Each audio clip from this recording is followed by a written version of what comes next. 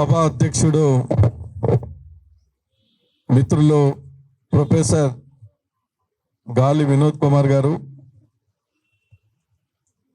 ఈ కార్యక్రమానికి హాజరైనటువంటి పెద్దలు జస్టిస్ ఈశ్వరయ్య గారు, మిత్రులు సామమూర్తి గారు, శివయ్య గారు, ఈ కార్యక్రమంలో పాల్గొంటున్నటువంటి వివిధ సంఘాలకు సంబంధించినటువంటి నాయకులు, ధర్నా కార్యక్రమంలో పాల్గొంటున్నటువంటి సోదరి సోదరులారా, మీడియా మిత్రులారా, అందరికీ నమస్కారం. ఈరోజు జరుగుతున్నటువంటి ధర్నా అసైన్డ్ భూములకు సంబంధించినటువంటి సమస్య పైన ఇందిరా పార్క్ దగ్గర ధర్నా జరుగుతుంటే వాస్తవంగా వేలాది మంది రావాలి. సరే, ఎంతమంది వచ్చిందనేది కాదు, సమస్య మాత్రం చాలా ముఖ్యమైనటువంటి సమస్య. అసైన్ భూములు అనేటువంటి అన్యాక్రాంతం అవుతా ఉన్నాయి. పెద్దవాళ్ళ చేతుల్లోకి భూములు పోతా ఉన్నాయి, రియల్ ఎస్టేట్ వ్యాపారస్తుల చేతుల్లో పోతా ఉన్నాయి.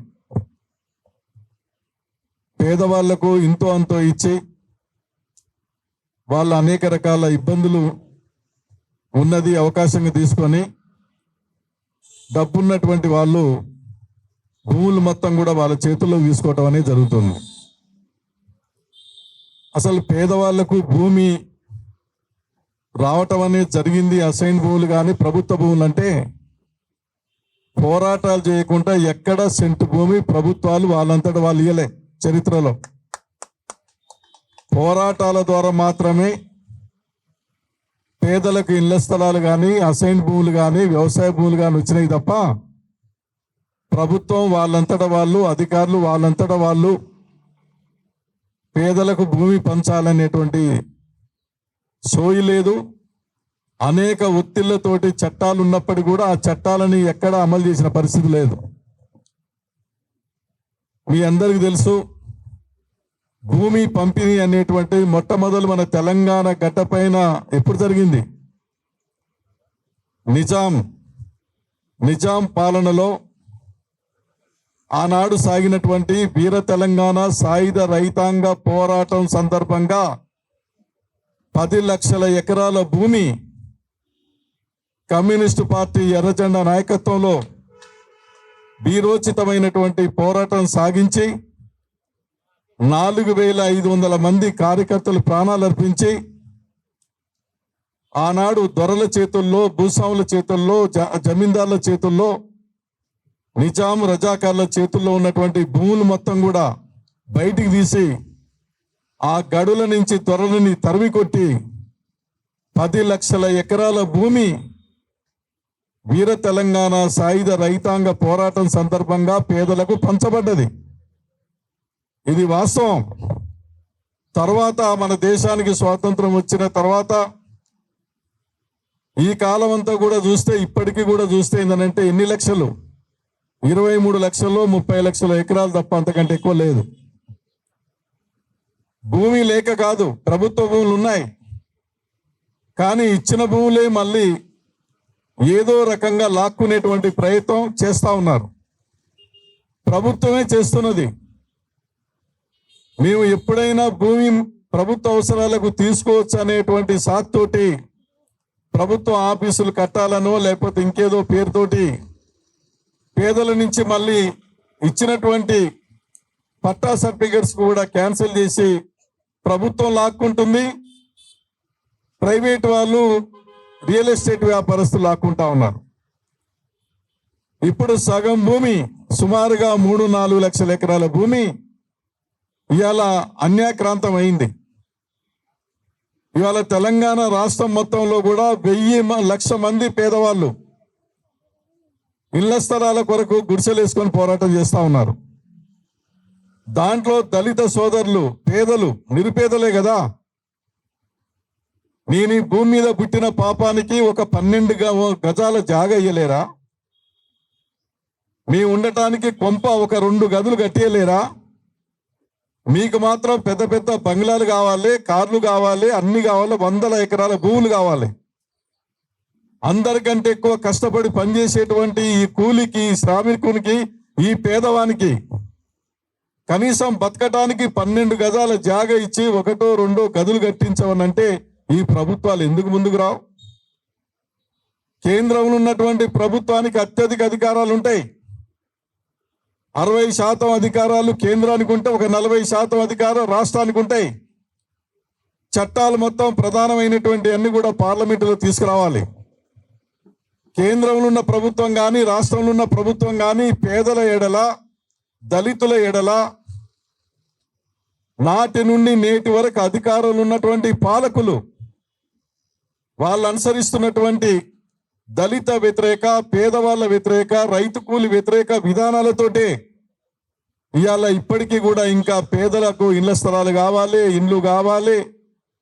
తర్వాత ఏంటంటే మాకు అది ఇవ్వండి, ఇది ఇవ్వండి అని చెప్పేసి అడుక్కునవలసిన పరిస్థితి వస్తుందంటే ఈ దివాలా కోరు ప్రభుత్వాలు పేదల గురించి పట్టించుకోకపోవడం లేదు తప్ప ఇంకోటి కాదు.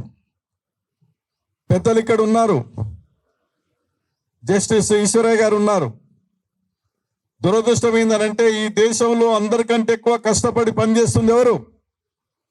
అందరికంటే ఎక్కువ కష్టపడి పనిచేస్తుంది కూలీలు, కార్మికులు, రైతులు, చేతి వృత్తిదారులు, దళితులు, ఎస్టీలు, బడుగు బలహీన వర్గాల ప్రజలు 80% మంది పైనున్నారు. ఈ 80% మంది పైనున్నటువంటి ఈ కార్మికులు, శ్రామికులు, రైతులు, కూలీలు పనిచేయకపోతే, కష్టపడకపోతే వ్యవసాయ పంటలు లేవు, ప్రాజెక్టులు లేవు, రోడ్లు లేవు, బంగ్లాలు లేవు. సంపదకు మూలమైనటువంటి శ్రమజీవులు మెజార్టీ ప్రజలుగా వీళ్ళున్నారు. కానీ మరి అందరికంటే ఎక్కువ పేదరికాన్ని అనుభవించేది ఎవరు? వీళ్ళే కదా. అందరికంటే ఎక్కువ కష్టపడి పనిచేస్తున్నటువంటి రైతులకు, కూలీలకు, కార్మికులకు, దళితులకు, ఎస్టీలకు, బడుగు బలహీన వర్గాలకు ఎందుకు పేదరికం వెంటాడుతూ ఉంది? ఓట్లు వేసేది వీళ్ళే, సంపదకు మూలం వీళ్ళే, ఎక్కువ పనిచేసేది వీళ్ళే. మనలో ఉన్నటువంటి అమాయకత్వాన్ని ఆసరా చేసుకొని 80% మంది ఎవరికి ఓట్లు వేస్తే వాళ్ళే అధికారులకు ఎవరికి వేస్తా ఉన్నారు. మనకెవరు అన్యాయం చేస్తారో వాళ్ళకే వేస్తా ఉన్నాం. ఎప్పటికప్పుడు వాళ్ళు మభ్య పెడతా ఉన్నారు, ఓట్ల స్కీములు తీసుకొస్తా ఉన్నారు, మాయ చేస్తా ఉన్నారు. దాంతో ఏంటంటే ఇవాళ వాళ్ళు ఇష్టం వచ్చినట్టుగా రాజ్యం వెళ్తా ఉన్నారు. ఇవాళ కొంతమందిని ఆదివాసీల్ని తరిమి కొట్టి ఆ అడవి సంపద కూడా కార్పొరేట్ శక్తులకి ఒప్పజెప్పాలని కూడా యుద్ధం చేస్తా ఉన్నారు. అందుకనే భూమి దక్కాలంటే, ఈ అసైన్ భూములన్నీ కూడా అన్యాక్రాంతమైన అసైన్ భూములు దక్కాలంటే పోరాడాలి, పోరాడి సాధించుకోవాలి తప్ప ఇంకోటి కాదు. దళిత సోదరులందరూ కూడా, పేదవాళ్ళంతా కూడా గట్టిగా పోట్లాడుతూనే ఏ ప్రభుత్వమైనా దిగి వస్తుంది, ఇస్తుంది తప్ప వాళ్ళంతటా వాళ్ళు మర్యాదగా ఇయ్యరు. వాళ్ళంతటా వాళ్ళు ఇచ్చిన చరిత్ర ఎక్కడ ఉన్నదా? బ్రిటిష్ వాడిని తరిమి కొడితేనే కదా వాడు వెళ్ళిపోయింది. నిజాం నవాబుని గద్దె దించడం పోరాడితేనే కదా గద్దె దిగింది. తెలంగాణ రాష్ట్రం కూడా పోరాడితేనే కదా వచ్చింది. దున్నేవానికే భూమి కావాలని పోరాడితేనే కదా కొంత భూమి వచ్చింది. పోరాడకపోతే పేదవాళ్లకు భూమి దక్కదు, ఇంకా అన్యాక్రాంతం అవుతుంది. అందుకొరకే ఇవాళ కాంగ్రెస్ ప్రభుత్వాన్ని అడుగుతున్నాం, కేంద్రంలో ఉన్నటువంటి మోడీ ప్రభుత్వాన్ని కూడా అడుగుతున్నాం. సాంబమూర్తి గారు లాంటి పెద్దలు కూడా చెప్పాలి. 10 సంవత్సరాల 8 మాసాలైంది కేంద్రంలో మోడీ సర్కార్ వచ్చి. పేదలకు భూమి దక్కటానికి, ఇండ్లు ఇవ్వటానికి, మరి పేదల సమస్యలు పరిష్కారం చేయడానికి పార్లమెంటులో ఏం చేస్తా ఉన్నారు, అసెంబ్లీలో ఏం చేస్తా ఉన్నారు అని చెప్పి మనం ప్రశ్నించాలి. ఈ 2 ప్రభుత్వాలు తీసుకునే నిర్ణయాలపైనే ప్రజల యొక్క భవిష్యత్తు, దేశ భవిష్యత్తు, రాష్ట్ర భవిష్యత్తు ఆధారపడి ఉన్నది. వాళ్ళు మన కొరకు పని చేయటం లేదు, కొద్ది మంది కొరకే పనిచేస్తా ఉన్నారు. అందుకనే కాంగ్రెస్ ప్రభుత్వాన్ని ఇలా అడుగుతుంది ఒకటే. ఇక్కడ వినోద్ కుమార్ గారు, శివయ్య గారు వీళ్ళ ఆధ్వర్యంలో ఈ కార్యక్రమం పెట్టిందంటే రేవంత్ రెడ్డి గారికి ఈ సభ నుంచి, ధర్నా నుంచి ఆయనకు ఒక మెసేజ్ అనేది పోవాలి. మీరు ఎన్నికల మేనిఫెస్టోలో మీరు హామీ ఇచ్చారు, అసైన్ భూములు ఎక్కడెక్కడ ఉన్నాయో మేము దళితులకు హక్కులు కల్పిస్తాం, అన్ని రకాల హక్కులు కల్పిస్తాం. దళితుల నుంచి భూములు పేదవాళ్ళకు పోతే వాళ్ళు పేదవాళ్ళ కాదానే చూసి వాళ్ళకు కూడా హక్కులు కల్పిస్తాం అని చెప్పి మీరే చెప్పారు కదా. అందుకనే సర్వే చేయించండి. ఎక్కడెక్కడ అన్యాక్రాంతం జరిగిందో మొత్తం జిల్లా కలెక్టర్లకు ఆదేశాలు ఇచ్చి మీ రెవెన్యూ డిపార్ట్మెంట్ మొత్తం కూడా రంగంలో దించి సర్వే చేయించి అన్యాక్రాంతమైన భూములన్నీ వెనక్కి తీసుకొని ఏ దళితులకు ఇచ్చారో ఆ దళితులకు హక్కులు కల్పించాలని, తర్వాత మిగిలినటువంటి ప్రభుత్వ భూములు కూడా పేదలకు పంచాలని, ఇళ్ల స్థలాలు లేని పేదలందరికీ కూడా ఇళ్ల స్థలాలు ఇల్లు కట్టించాలని ఇవాళ ఈ సందర్భంగా మనం కోరుతా ఉన్నాం. ఈ సమస్య పైన మీరు జరిపేటువంటి ఈ పోరాటానికి సిపిఎం పార్టీ అన్ని విధాలుగా మీకు మద్దతు ఇస్తుంది. మీకు అన్ని విధాలుగా మేము ఆ రకమైనటువంటి సహకారాన్ని అందిస్తాం. మా వైపు నుంచి కూడా ముఖ్యమంత్రి గారికి ఒక లేఖ రాస్తాం.